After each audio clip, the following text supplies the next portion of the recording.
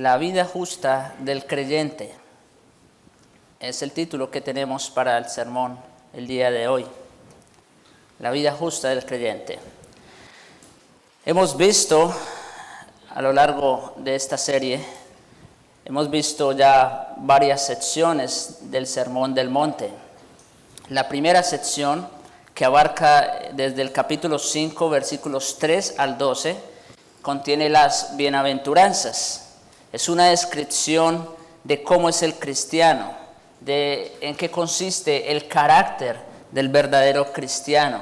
Allí tenemos una descripción más o menos detallada de lo que Cristo quiere que el cristiano vea en su vida.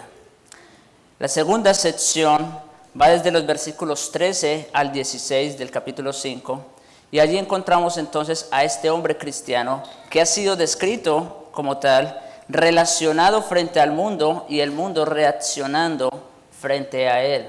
Por eso se habla del cristiano allí como la sal de la tierra y la luz del mundo.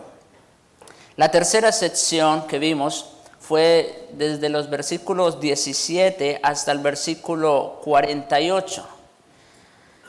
Trata de la relación del cristiano con la ley de Dios. Presenta una exposición positiva de la ley y la contrasta con la enseñanza falsa de los escribas y fariseos.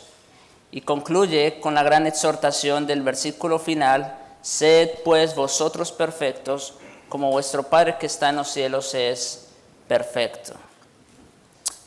Ese ha sido el bosquejo que hemos venido manejando a lo largo de esta serie.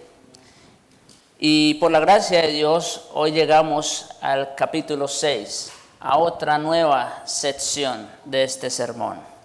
Estamos frente a lo que podríamos llamar la descripción del cristiano que vive su vida en este mundo en la presencia de Dios, en sumisión activa a Dios y en total dependencia de Él. Aquí vamos a ver cómo es el cristiano que vive en la presencia de Dios, que está consciente de que Dios está presente en su vida. Lean este capítulo 6 y encontrarán que se repite muchas veces alusión a Dios el Padre. Es interesante. Hemos venido examinando al cristiano al que se le han explicado algunas de sus características, al que se le ha dicho cómo tiene que comportarse en la sociedad y a quien se le ha recordado lo que Dios espera y exige de él. Ahora estamos frente a una descripción de este cristiano que se pone a vivir su vida en este mundo. Y lo importante aquí es que todo lo que hace, lo hace en la presencia de Dios. Así empieza el versículo 1 del capítulo 6. Vamos a ir allí otra vez. Dice: guardaos de hacer vuestra justicia delante de los hombres para ser vistos de ellos. De otra manera no tendréis recompensa de vuestro Padre que está en los cielos. Se trata de vivir nuestra vida principalmente en la presencia de Dios. Más allá de lo que las personas puedan ver en nosotros o de nosotros, se trata de lo que Dios está viendo de nosotros. Y esto es algo que se le debería recordar constantemente a la iglesia. Para decirlo en otras palabras, esta sección presenta una descripción de los hijos de Dios en relación con su Padre mientras están en este peregrinar que se llama la vida. El capítulo pasa revista a nuestra vida como un todo y la considera bajo dos aspectos principales, y así es como está dividido el capítulo 6 en su totalidad. El primero se ocupa en los versículos 1 al 18, que fue la lectura que acaba de hacer nuestro hermano Jonathan. Ese es el primer aspecto del cristiano. Y el segundo habla desde el versículo 19 hasta terminar el capítulo. El primero es lo que podríamos llamar nuestra vida religiosa, el cultivo y nutrición del alma, nuestra piedad, nuestro culto, todo aspecto religioso de nuestra vida y todo lo que se refiere a nuestra relación con el Señor. Entonces, el primer aspecto que va a tratar el capítulo 6 tiene que ver con nuestra vida religiosa, nuestra vida en relación con Dios. Pero claro está que este no es el único elemento de la vida del cristiano en este mundo. Por medio de él se le recuerda que no es de este mundo, que es un hijo de Dios y ciudadano de un reino que no puede ver. No es sino un transeúnte, un forastero, un viajero por el mundo. No pertenece a este mundo como los demás. Se encuentra en esa única relación con Dios. Sin embargo, está en este mundo y es algo que el cristiano no puede desconocer. Aunque su enfoque principal está en mantener y sostener una relación con Dios, también es importante que tome en cuenta su manera de andar mientras está en este mundo. Después de todo, tiene que pasar por él. Por ello, el segundo aspecto del cristiano, que va desde el versículo 19 hasta el final, es su relación con la vida general. No tanto como ser religioso, sino como hombre que está sujeto a los azares de esta vida, a las diferentes circunstancias. Como hombre a quien le preocupa el comer, el beber, el vestir, la vivienda y todo lo demás. Quizá tenga familia, hijos que educar y por lo tanto la Biblia o el Señor Jesucristo de manera particular también va a enfocarse en esos otros aspectos que ocupan nuestra vida. Así que esto a manera de introducción para que sepan cómo vamos a ver este capítulo 6, que también es parte del Sermón del Monte. De hecho, el Sermón del Monte va hasta el capítulo 7 y si Dios nos permite llegaremos hasta allá. Estas son las dos grandes partes del capítulo, como les dije. La parte directamente religiosa de la vida cristiana y la parte que tiene que ver con relación a este mundo. De ambos aspectos se ocupa nuestro Señor con mucho detalle. En otras palabras, es vital que el cristiano tenga ideas muy claras acerca de sus dos ámbitos en los cuales se mueve. No hay mayor falacia o mentira que imaginar que en el momento en que el hombre se convierte y se vuelve cristiano, todos sus problemas quedan resueltos y todas sus dificultades desaparecen. Eso es una mentira. No es que los cristianos dejan de ocuparse de los asuntos de esta vida para solo ocuparse de su vida religiosa. Eso no es verdad. La vida del cristiano es una vida, claro, una vida con relación al Señor, pero también es una vida con relación a este mundo. La vida cristiana está llena de dificultades, de trampas e insidias. Por esto necesitamos la Biblia. De no haber sido por eso, hubiera resultado innecesaria la Biblia. Y esto es sumamente interesante, la necesidad que tenemos de las Escrituras. Y de hecho, ya por alguna razón el Señor me ha estado llevando a pensar en una próxima serie corta, pero donde veremos la importancia de las Santas Escrituras. Es sumamente importante. Muchas veces las personas no saben lo que se pierden cuando no tienen contacto permanente con las Santas Escrituras. Es sumamente importante. Pero bueno, dejémoslo para entonces. Seguimos aquí. Estas instrucciones detalladas que nuestro Señor da y que también se encuentran en las cartas serían innecesarias de no ser por el hecho de que la vida del cristiano en este mundo es una vida llena de problemas. Y el Señor en las Escrituras y en particular en este sermón nos dice cómo podemos manejarnos en esas diferentes circunstancias. Bunyan y otros han tenido mucho cuidado de hacer resaltar en sus obras clásicas las diferentes circunstancias de la vida. Si ustedes leen El Progreso del Peregrino, wow, es tremendo el retrato que allí pone el autor acerca del peregrinar cristiano. Las diferentes circunstancias, pruebas que tiene que pasar en esta vida hasta llegar a la Canaán celestial. Eso es un libro también muy recomendado, por cierto. Hay peligros latentes en nuestra misma práctica y también en nuestras relaciones con otras personas en este mundo. Al examinar su propia experiencia y todavía más al leer las biografías de los siervos de Dios, descubrirán que muchos han pasado por dificultades y muchos se han encontrado por un tiempo llenos de amargura y han perdido su experiencia de gozo y felicidad de la vida cristiana porque se han olvidado de alguno de estos dos aspectos. El de su comunión con Dios, su relación con el Señor, o el de su relación con este mundo, cómo vivir en este mundo lleno de dificultades. Por ello tenemos que examinar ambos aspectos, y aquí tenemos la enseñanza de nuestro Señor. Conviene advertir desde el principio mismo que este capítulo 6 es muy penetrante. De hecho, podríamos incluso decir muy doloroso. A veces parece que es uno de los capítulos más incómodos de todas las Santas Escrituras. Hurga y examina y nos pone en un espejo frente a los ojos y no nos permite escabullirnos. Allí, de una o de otra manera, nos vamos a ver nosotros retratados. No hay otro capítulo que sirva mejor que este para estimular a la humillación propia y a la humildad. Pero demos gracias a Dios por ello.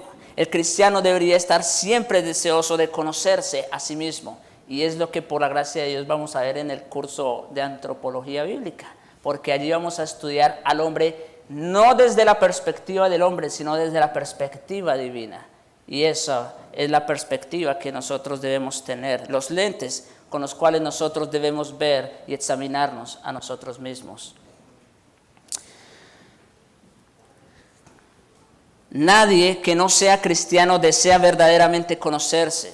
El hombre natural cree que se conoce y con ello pone de manifiesto su problema básico. Ustedes saben, la filosofía siempre ha tratado de explicar el ser y la razón de existir del hombre en este mundo. Y siempre han habido una y otra y millones de explicaciones para tratar de responder a esa pregunta. Pero todos desde la perspectiva del hombre, y por eso nunca llegan a un acuerdo en común. Es imposible, es imposible. El hombre natural pone de manifiesto ese problema básico. Elude el examinarse a sí mismo, porque conocerse a sí mismo es en último término el conocimiento más penoso que el hombre pueda adquirir. Cuando el hombre se hace un examen a la conciencia, genuinamente a la luz de las Escrituras, queda al descubierto su pecado y su vergüenza. Y por eso el hombre natural no quiere hacerlo. Y aquí estamos ante un capítulo que nos sitúa frente a nosotros mismos y nos permite vernos exactamente como somos. Pero repito, gracias a Dios por ello. Porque solo el hombre que se ha visto verdaderamente a sí mismo, tal como es, tiene probabilidad de acudir a Cristo y de buscar la plenitud del Espíritu de Dios, que es el único que puede consumir los vestigios del yo y todo lo que tiende a echar a perder su vivir cristiano. Solamente cuando el hombre se ve a sí mismo tal y como es, tal y como lo presentan las Escrituras, entonces es que esta persona también tiene la posibilidad de ver la necesidad de Jesucristo. Al igual que en el capítulo anterior, en el capítulo 5, este se enseña en cierto sentido por contraste con la enseñanza de los fariseos. Acuérdense que había una especie de introducción general en la sección anterior, donde decía: os digo que si vuestra justicia no fuere mayor que la de los escribas y fariseos, no entraréis al reino de los cielos. El Señor allí quería enseñarnos el verdadero significado, la verdadera interpretación y la verdadera práctica de la ley en contraposición a lo que los escribas y fariseos enseñaban. Y aquí volvemos a estar de frente a su estilo. Aquí vamos a ver ya no tanto la enseñanza de la ley, sino ahora vamos a ver la vida práctica, incluyendo la piedad y toda nuestra conducta religiosa, en contraposición a lo que los escribas y fariseos practicaban. Como ven, en el capítulo 5, el Señor contrarresta la enseñanza falsa de los escribas y fariseos. En el capítulo 6, el Señor va a contrarrestar la práctica de estas personas. Son dos cosas diferentes. En esta primera parte, vemos que el versículo primero es la introducción del mensaje de los primeros 18 versículos. Otra vez, el texto que tenemos allí, Mateo 6. Pero el versículo 1 es la introducción a los demás. Sorprende de verdad caer en la cuenta del orden perfecto de este sermón. Se propone el tema, luego viene el análisis, después del cual se vuelven a mencionar los temas y secciones particulares hasta que por fin resumen y sintetiza todo en una afirmación final. Nuestro Señor emplea aquí un método semejante. En el primer versículo propone el principio general que gobierna la vida religiosa del cristiano.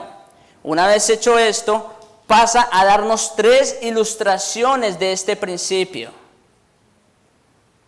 En el campo de la limosna o las ofrendas, la oración y el ayuno. Y a esto se reduce, en último término, toda la vida y práctica religiosa de un cristiano. Así que el día de hoy solamente vamos a adentrarnos, vamos a introducirnos cuál es ese principio general que abarca toda nuestra vida religiosa y cristiana. Y luego iremos viendo cada una de las ilustraciones que nuestro Señor usó para explicar este principio. Si analizamos la vida religiosa del hombre, encontramos que se puede dividir en estas 3 secciones y solo en esas 3 secciones, lo que tiene que ver las ofrendas, en la oración y el ayuno. Insisto, es interesante cómo el Señor resume la vida cristiana a esas 3 cosas. Se debe señalar de nuevo, sin embargo, que estas 3 no son sino ilustraciones. El principio fundamental que se propone está otra vez en el versículo 1. Vuelvo y lo leo. Guardaos de hacer vuestra justicia delante de los hombres, para ser vistos de ellos.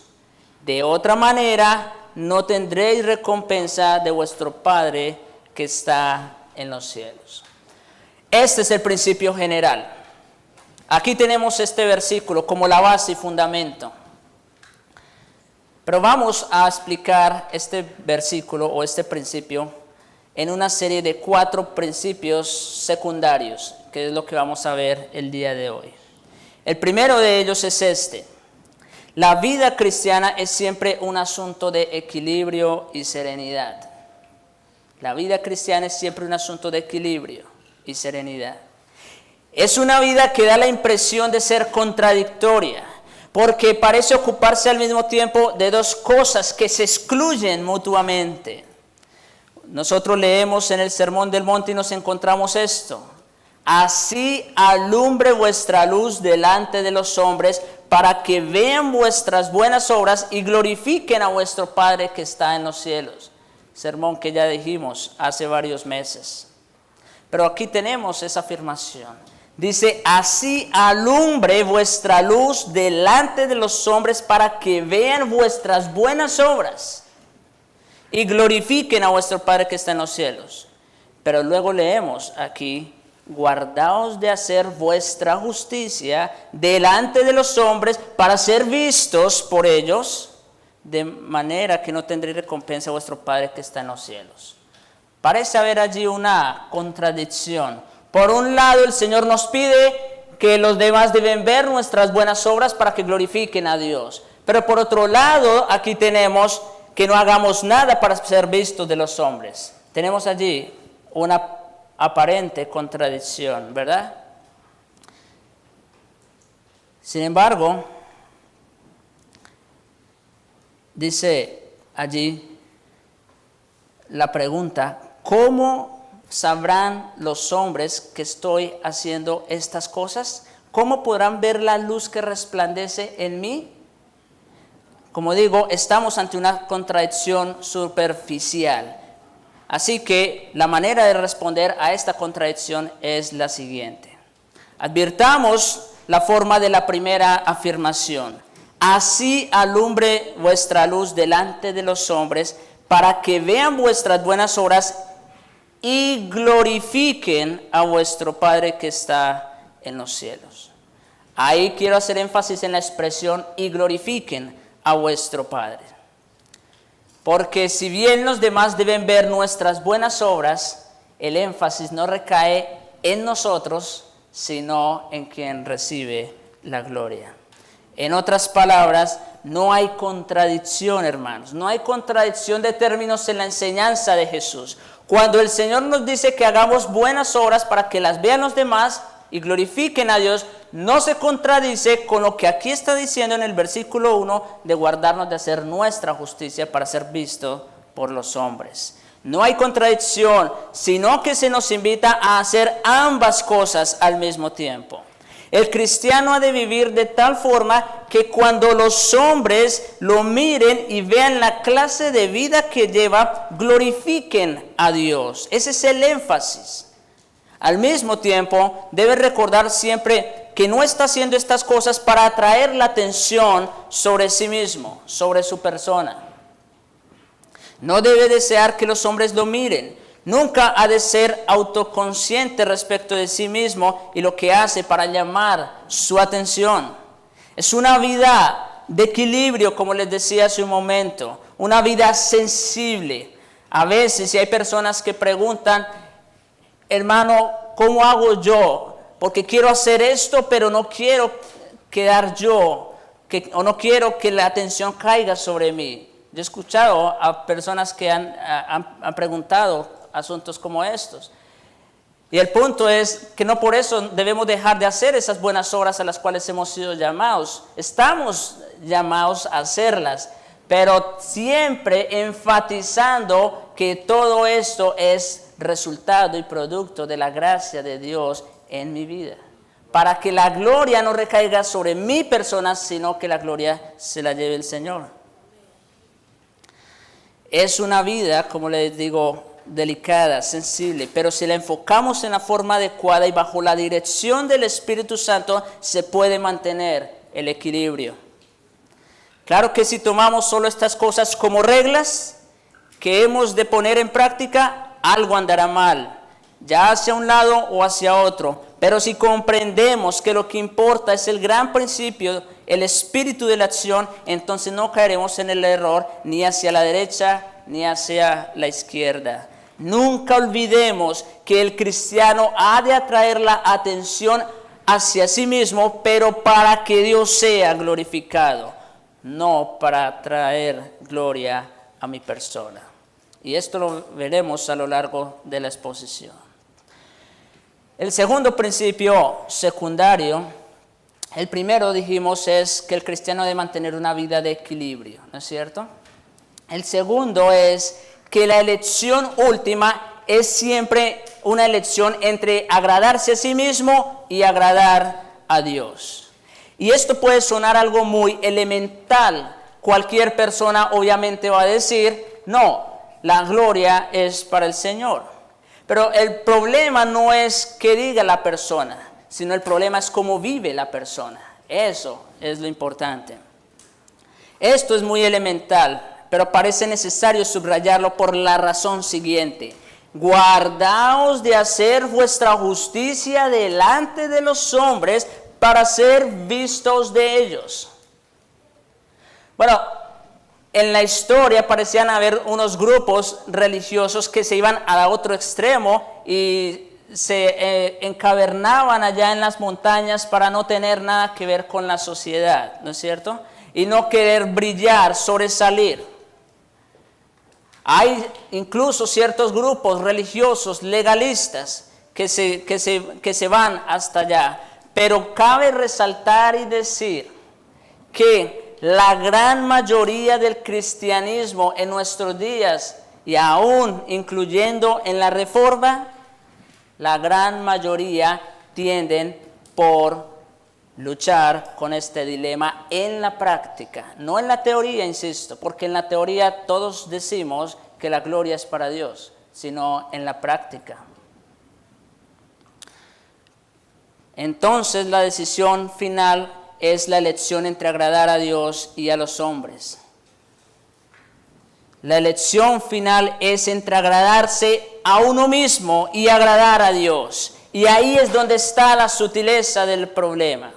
En último término, la única razón que tenemos para agradar a los que nos rodean es que queremos agradarnos a nosotros mismos. Por eso queremos llamar la atención de los demás, porque queremos recibir el agrado de los hombres. Nuestro deseo verdadero no es realmente agradar a los demás. Deseamos agradarles porque sabemos que si lo hacemos tendrán mejor opinión de nosotros. En otras palabras, nos agradamos a nosotros mismos y lo único que nos preocupa es la complacencia propia. Ahí se ve el carácter insidioso o egoísta del pecado. Según queremos agradar a los demás, pero en último término es para agradarnos a nosotros mismos. En otras palabras, nos agradamos a nosotros mismos y lo único que nos preocupa es la complacencia propia. Ahí se ve el carácter del pecado. Lo que parece ser desinteresado quizá no sea sino una forma muy sutil de egoísmo. Según nuestro Señor se resume en esto: el hombre que por naturaleza desea la alabanza de los demás más que la alabanza de Dios. Al desear la alabanza de los hombres, lo que realmente le preocupa es la opinión buena de sí mismo. En último análisis, siempre se reduce a esto: o nos agradamos a nosotros mismos o agradamos al Señor. Es un pensamiento, hermanos, muy penetrante, pero muy solemne. Pero cuando comenzamos a examinarnos a nosotros mismos y vemos los motivos de nuestra conducta, es fácil estar de acuerdo en que todo se reduce a esto. Y esto nos lleva al siguiente principio subsidiario o secundario. Hemos dicho dos. Uno, que la vida del cristiano es una vida de equilibrio. Pero segundo, la elección última del cristiano es una elección entre agradarse a sí mismo o agradar al Señor. Pero el tercer principio que queremos ver es este: lo más importante para todos nosotros en esta vida es caer en cuenta de nuestra relación con Dios. Y de hecho, este es el principio central de todo lo que estamos diciendo en este día. Lo importante para todos nosotros en esta vida es caer en la cuenta de nuestra relación con Dios. Casi siente uno el deseo de pedir perdón por hacer tal afirmación.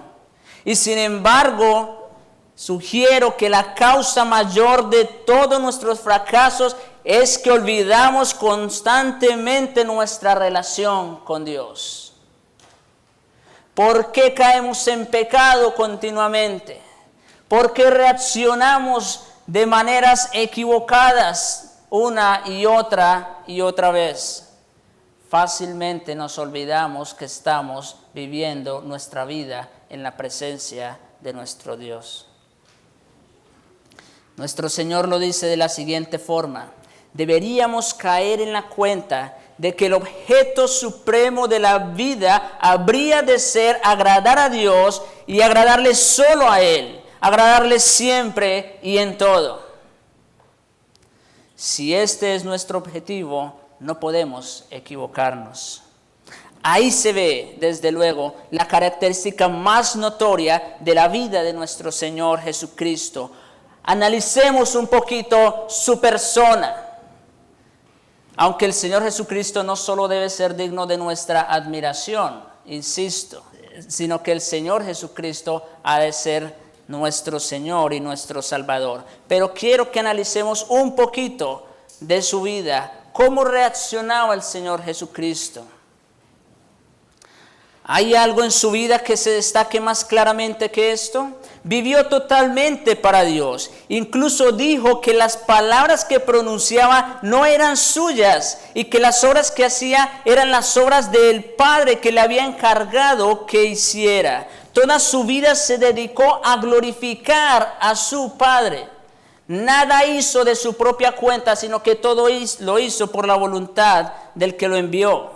Nunca pensó en sí mismo, nada hizo para sí mismo, no se impuso a sí mismo. Lo que se nos dice de él es esto: la caña cascada no quebrará y el pábilo que humea no apagará. Siempre vivió en sometimiento a la voluntad de su Padre y en servicio a los demás.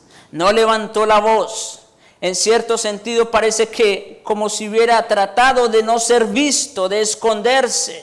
Ustedes verán y leerán a lo largo de los evangelios cuántas veces el Señor intentaba escabullirse porque no quería ser visto de los hombres, no quería el reconocimiento, la fama o la gloria de este mundo. Eso no era lo que movía al Señor Jesucristo. Se nos dice de él que no pudo ocultarse, pero pareció estar siempre tratando de hacerlo. Hubo una ausencia total de ostentación. Vivió por completo, siempre y solo para la gloria de Dios. Lo dijo constantemente de diversas formas. No busco mi voluntad, sino la voluntad del que me envió. Y en forma negativa lo dijo así: ¿cómo podéis vosotros creer, pues recibís la gloria los unos de los otros y no buscáis la gloria del Dios único? De hecho, lo que dice es lo siguiente: en esto consiste vuestro problema. Estáis demasiados preocupados por el hombre. Si pusierais los ojos solo en la gloria y honor de Dios, entonces todo estaría bien. El Señor Jesucristo nunca quiso llamar la atención sobre sí. Es más, esa fue la oferta del millón que le hizo Satanás cuando estaba en el desierto. Lo llevó a un monte alto y le mostró todos los reinos de la tierra y le dijo: todo esto te daré si postrado me adorares. Satanás le proponía un camino fácil para lograr lo que el Señor venía a hacer, pero el Señor nunca perdió de vista que Él había venido en cumplimiento a la voluntad de su Padre, aparte de ser el mismo Dios. La segunda cosa que tenemos que recordar en relación con esto es que siempre estamos en la presencia de Dios, siempre estamos ante sus ojos. Ve todas nuestras acciones, incluso nuestros propios pensamientos, aquellas cosas que no se descubren ante los ojos de los demás. El Señor ya las sabe y las conoce, Él las ve. Como dice el salmista: ¿a dónde huiré de tu presencia? Aún en el Seol el Señor está, en todas partes. Siempre estamos ante sus ojos. Ve todas nuestras acciones, hasta los pensamientos y deseos de nuestro corazón. Si alguien cree en poner textos en lugares bien visibles, sobre el escritorio, sobre la pared de la casa, no hay mejor que este: guardaos de hacer vuestra justicia de los hombres. Ese sería el texto que debiéramos poner en nuestra casa, en nuestra pared. ¿Por qué? De otra manera no tendréis recompensa de vuestro Padre que está en los cielos. Él lo ve todo, Él lo sabe todo. Conoce el corazón. Las otras personas no lo conocen. Uno puede engañarlas, puede convencerlas de que se es desinteresado, pero Dios conoce el corazón. El Señor Jesucristo también nos dice que Él no se fiaba porque sabía lo que había en el corazón de estas personas. Él lo sabe, Él lo ve todo. Vosotros, dijo nuestro Señor a los fariseos una tarde, vosotros sois los que os justificáis a vosotros mismos delante de los hombres. Claro, delante de los hombres ustedes quedan bien. En la apariencia, las personas no conocen sus corazones y ustedes se justifican delante de ellos. Mas Dios conoce vuestros corazones, porque lo que los hombres tienen por sublime es admiración que los hombres tienen de ustedes por ser tan estimados, por portarse tan bien. Delante de Dios es abominación, porque el Señor conoce y pesa los corazones. Ahora bien, es obvio que este es un principio fundamental para toda nuestra vida. A veces pienso que no hay forma mejor de vivir que tratar de vivir la vida santa recordando constantemente esto. Cuando nos levantamos por la mañana deberíamos recordar de inmediato que estamos en la presencia de nuestro Dios. No estaría mal decirnos a nosotros mismos antes de seguir el día adelante, que digamos durante todo este día, todo lo que diga, lo que haga, lo que trate, lo que piense, lo que imagine, lo haré bajo la mirada de Dios. Dios estará conmigo porque lo ve todo, lo sabe todo.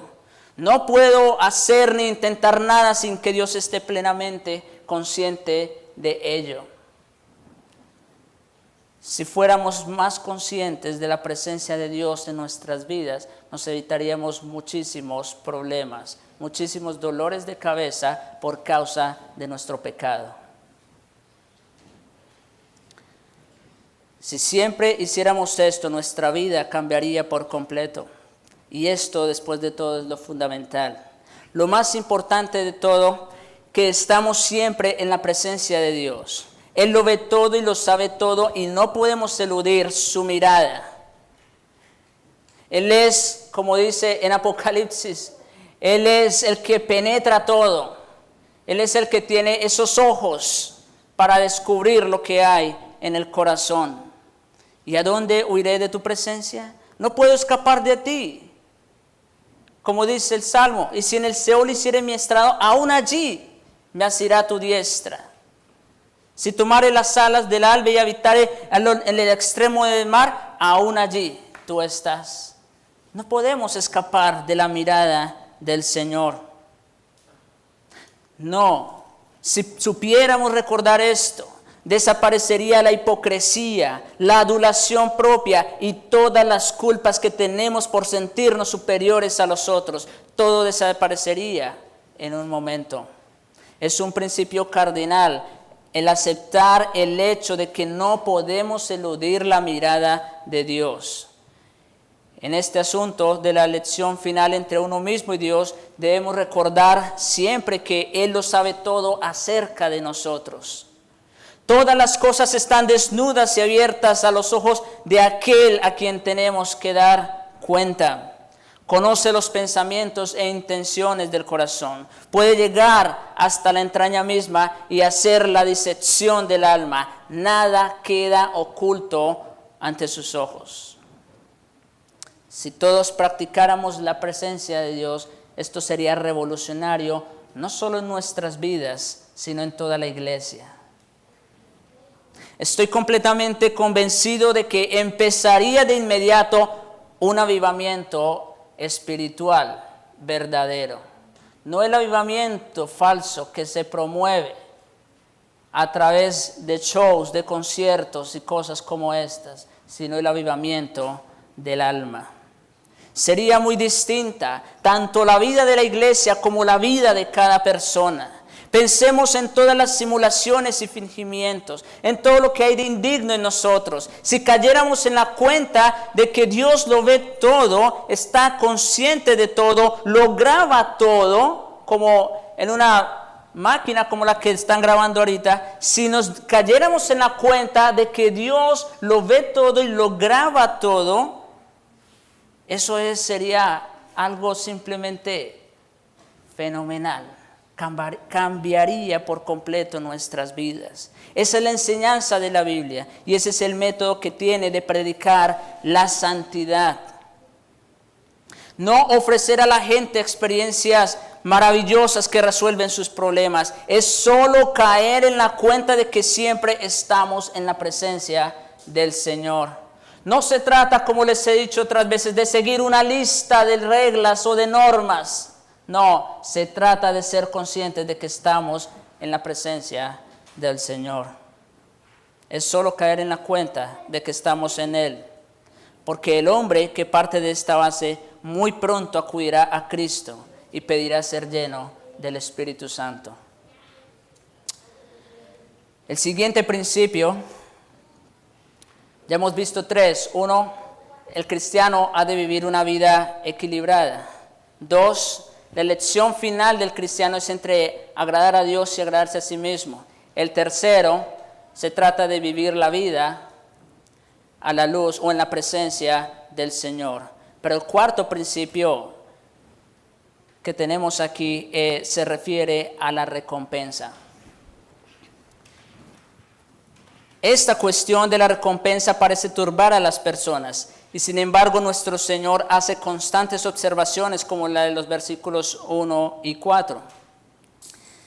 Ellos indican que está bien buscar la recompensa de parte de Dios. Dice el versículo 1 en su segunda parte: de otra manera no tendréis recompensa de vuestro Padre que está en los cielos. Si hacéis lo justo, entonces tu Padre que te ve en lo secreto te recompensará en público. Hay algunos que enseñan que se debería vivir la vida cristiana por sí misma y no por la recompensa. Y esto es algo tan bueno en sí mismo y por sí mismo que no debería buscarse ningún otro motivo, como el deseo de ir al cielo o de estar en comunión con Él. Deberíamos ser desinteresados, dirían algunos. Sin embargo, hermanos, la enseñanza del Nuevo Testamento no es esta. El Nuevo Testamento quiere que veamos como algo bueno el deseo de ver a Dios. Eso es lo máxima de todo cristiano, el deseo de estar en la presencia del Señor plenamente. Bienaventurados, dice el Señor, los de limpio corazón, porque ellos verán a Dios. Ese es el deseo de todo cristiano en última instancia, ver al Señor cara a cara. Y esa debe ser la motivación por la que viva el cristiano. Es un deseo justo, legítimo, es una ambición santa. Se nos dice lo siguiente acerca del Señor mismo, en Hebreos 12:2, el cual por el gozo puesto delante de Él sufrió la cruz y menospreciando el oprobio. El Señor Jesucristo fue capaz de soportar la cruz y todos los sufrimientos porque tenía puesto el gozo delante de Él. Sabía lo que venía después de pasar ese momento de angustioso dolor y sufrimiento. Se nos dice de Moisés que hizo lo que hizo porque tenía los ojos puestos en el galardón. Y después se explica que el galardón de Moisés era Dios mismo, porque tenía puesta la mirada en el invisible. ¿Por qué las personas de cuyas vidas se nos habla en Hebreos 11 vivieron la vida que vivieron? La respuesta es esta: vieron ciertas cosas a la lejanía. Buscaban la ciudad que tiene fundamentos, no aquí, sino la que tiene fundamentos en el reino de los cielos, cuyo arquitecto y constructor es Dios mismo. Tenían los ojos puestos en ese objetivo último, en Jesús, el autor y consumador de la fe, porque finalmente es la recompensa del cristiano. No hay mejor recompensa que otra. El cielo es cielo no por causa de los regalos o de los paisajes hermosos. El cielo es cielo por razón de quien está sentado en el trono y de quien gobierna en el reino de los cielos. La respuesta es esa. El deseo de la recompensa es legítimo. El Nuevo Testamento incluso lo estimula. El Nuevo Testamento nos enseña que habrá un juicio de recompensas. Habrá quienes reciban muchos azotes y quienes reciban pocos. Habrán quienes reciban muchos galardones y quienes reciban pocos. Se juzgarán las acciones de todo hombre para ver si son de madera o de heno, plata u oro. Serán juzgadas todas vuestras acciones. Es necesario que todos nosotros comparezcamos ante el tribunal de Cristo para que cada uno reciba según lo que haya hecho mientras estaba en el cuerpo, sea bueno o sea malo. Deberíamos interesarnos, por tanto, por este asunto de la recompensa. No hay nada malo en ello con tal de que seamos conscientes de desear la recompensa de la santidad y la recompensa de estar finalmente con el Señor. Y a propósito de la santidad, quiero hacer un paréntesis. La santidad es algo que solamente puede venir de parte del Señor.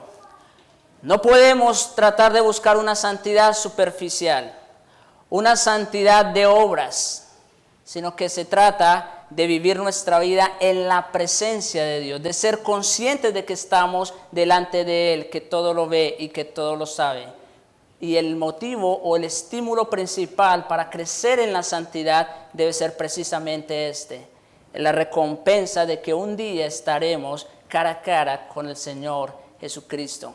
Ese es el mejor estímulo que tenemos los cristianos para crecer en la santidad. Y el segundo punto acerca de la recompensa es no reciben la recompensa de Dios los que la buscan de los hombres. Y este pensamiento es aterrador, pero es una verdad absoluta. Miren cómo dice allí otra vez el versículo 1. Guardaos de hacer vuestra justicia delante de los hombres para ser vistos de ellos. De otra manera, no tendréis recompensa de vuestro Padre que está en los cielos. Si ha recibido la recompensa de los hombres en cualquier aspecto, no recibirá nada de parte de Dios. Esa es una verdad aterradora, como les digo, pero es una verdad absoluta. Permítame plantear este pensamiento en una forma práctica. Si al predicar este evangelio, lo que me preocupa es lo que los demás piensen acerca de mí y de mi predicación, en este caso, lo único que me va a reportar es esto último y nada respecto de Dios. Aún nosotros que nos paramos aquí, corremos ese riesgo. Todos los creyentes estamos frente a ese riesgo de buscar siempre traer la atención sobre nosotros. Por eso, los 4 principios que hemos visto en el día de hoy. El cristiano ha de vivir una vida equilibrada. No se trata de dejar de hacer buenas obras para no traer la atención sobre mí. No, hay que hacerlas porque el Señor también nos dijo que deberíamos hacerlas para que los demás glorificaran a Dios por medio de nuestras buenas obras. Estamos llamados a hacerlas, pero siendo conscientes de que la atención no debe recaer sobre nosotros, sino sobre Él. El segundo principio que dijimos, la lección final es una elección entre agradar a Dios y agradarnos a nosotros mismos. Cuando las personas buscan llamar la atención de los demás es porque finalmente quieren agradarse a sí mismos. El tercer principio que dijimos es que el cristiano ha de ser consciente de su relación con el Señor. Y la mejor manera de ser conscientes de esa relación que tiene con el Señor es estando en una comunión diaria y permanente con Él, en su presencia, buscándolo a Él en oración y en meditación de las Escrituras. Eso mantendrá nuestra conciencia despierta de que estamos delante del Señor todos los días. Y el cuarto principio, dijimos, es el de la recompensa. No hay nada de malo en buscar o en esperar la recompensa. El Señor aquí lo promete. El problema es que si queremos recibir la recompensa de los hombres, pues no esperemos recibir la recompensa de nuestro santo Señor. Es algo absoluto. Si uno busca recompensa de los hombres, la obtendrá, pero no obtendrá nada más que eso. Examinemos a la luz de este pensamiento nuestra vida religiosa. Pensemos en todo el bien que hemos estado haciendo. ¿Cuál es la motivación de nosotros al hacer esas buenas obras? Es una buena pregunta. Noten, no estamos aquí juzgando las malas obras o los pecados visibles. Estamos aquí juzgando las buenas obras. Porque aún las buenas obras, cuando se hacen con una motivación equivocada o cuando no provienen de la fe, son pecado en sí mismo. ¿Cuánto nos queda que vaya a venirnos del Señor? En otras palabras, ¿cuánto de lo que hemos hecho lo hemos hecho no para agradarnos a nosotros, sino para agradar al Señor y para esperar su recompensa? Este es un pensamiento en el que debemos estar meditando. Mantengamos los ojos puestos en la meta y recordemos que estamos siempre en la presencia de Dios y vivamos solo para agradarle. Eso es lo que debemos tener consciente nosotros. Y tú, amigo, quiero que sepas que por ti mismo jamás puedes agradar a Dios. Tu pecado te condena y provoca el desagrado de Dios. Necesitas al que puede tomar tu lugar y presentarte como justo delante del trono celestial. Necesitas a Jesucristo urgentemente. Oremos. Bendito Señor y Padre nuestro, gracias te damos nuevamente por tu palabra tan penetrante, Señor, porque pone al descubierto lo que hay en nosotros, aún los pensamientos y las intenciones del corazón, aquellas que nadie más conoce sino solo tú, porque aún nuestro corazón nos engaña a nosotros mismos. Pero gracias te damos, Señor, que pones al descubierto lo que hay en nosotros, porque no es para vergüenza, sino para salvación. Gracias te damos, Señor, por todo lo que has hecho, Señor, a nuestro favor. Gracias por mandar a tu Hijo Jesucristo. Gracias por poner en Él toda aquella culpa, toda aquel